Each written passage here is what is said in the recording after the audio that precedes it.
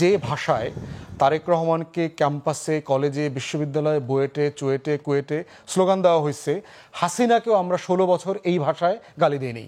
এবং এই অবদানের আলোচনাটা করাটা এবং এই অবদানের আলোচনাতে রাজনৈতিক দলগুলো ঢোকা মানে হচ্ছে, আমি বারবার এটা বলছি, এইটা হচ্ছে দিল্লির ট্র্যাপ এবং দিল্লির আওয়ামী বয়ানের যে ধারা, এই ধারা। এবং এটার মধ্য দিয়ে যেটা করছে আপনি দেখবেন যে গত কয়েক সপ্তাহ ধরে দেখতে পাচ্ছি বিএনপি, জামাত, চরমোনাই, এনসিপি সবাই সবাইকে ডিমিন করছে। আপনি দেখবেন যে মিটফোর্ডে একটা মানুষ মারা গেল, যুব দলের লোক বলা হচ্ছে, যিনি খুন হয়েছে, যিনি মার্চ, সেও যুব দলের। স্লোগান দিচ্ছে, আমার ভাই মূল্য কেন, তারেক রহমান জবাব দে। এটা তো আমরা যারা পলিটিক্স করা ছেলে, এটা তো স্লোগানের গ্রামারে পড়ে না। ধরেন আমার কোনো কর্মী ছাত্র দলের হাতে মারা গেল, তখন আমি স্লোগান দিতে পারবো এটা যে আমার কর্মী মূল্য কেন, বিএনপি জবাব দে। আরে যে মরছে সেও বিএনপি, যে মারছে সেও বিএনপি, জবাব তারেক রহমান দিবে কেন? তারেক রহমান তো জবাব সরকারের কাছে চাইবে যে আপনারা ফৌজদারি অপরাধের বিচার করছেন না কেন। এবং ওইটাকে কেন্দ্র করে যে ভাষায় তারেক রহমানকে ক্যাম্পাসে কলেজে বিশ্ববিদ্যালয়ে বুয়েটে চুয়েটে কুয়েটে স্লোগান দেওয়া হয়েছে, হাসিনাকেও আমরা 16 বছর এই ভাষায় গালি দিইনি। আমরা হাসিনার বিরুদ্ধে কি বলেছি? ফ্যাসিবাদ বলেছি, অগণতান্ত্রিক। কারা দিয়েছে? যারাই দিয়েছে।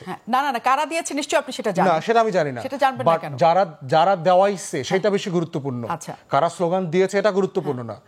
এইটার কাউন্টারে কি হইলো দেখেন, ছাত্রদল পরের দিন সমাবেশ করলো, পল্টনে সমাবেশ করে তারা বলছে জামাত শিবির রাজাকার, এই মুহূর্তে বাংলা ছাড়।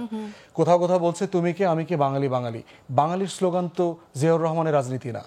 তাহলে বিএনপির প্রোগ্রামে গিয়ে তুমি কে আমি কে বাঙালি স্লোগানটা কারা দিচ্ছে? এটা তো ছাত্রদল যুব দলের ছেলেপেলে ট্র্যাডিশনালি হওয়ার কথা না।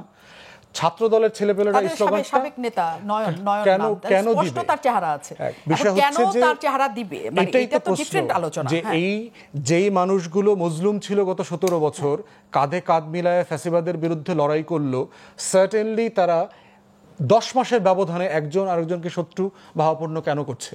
কেন চরমোনাইকে চরের দল বলতে হবে? উল্টো, যে ওই 1.5 মাসের জন্য তারা একত্র হয়েছিল, সব সময়ের জন্য তাদের রাজনৈতিক গ্রুপ ছিল। শুধু 1.5 মাস না, বহু বছর থেকে তারা একত্রিত। আচ্ছা, এই কথাটা আমি একটু নাসিরউদ্দিন নাসিরের এইটা কাছে কি আমি বলছি, এটা হলো রাজনৈতিক ফাঁদ। আমাদের যারা শত্রু, গণ অভ্যুত্থানের যারা শত্রু, তারা প্রত্যেককে এই বড় দলগুলোর ভিতরে ফাঁদ পেতেছে সম্পর্ক নষ্ট করবার জন্য।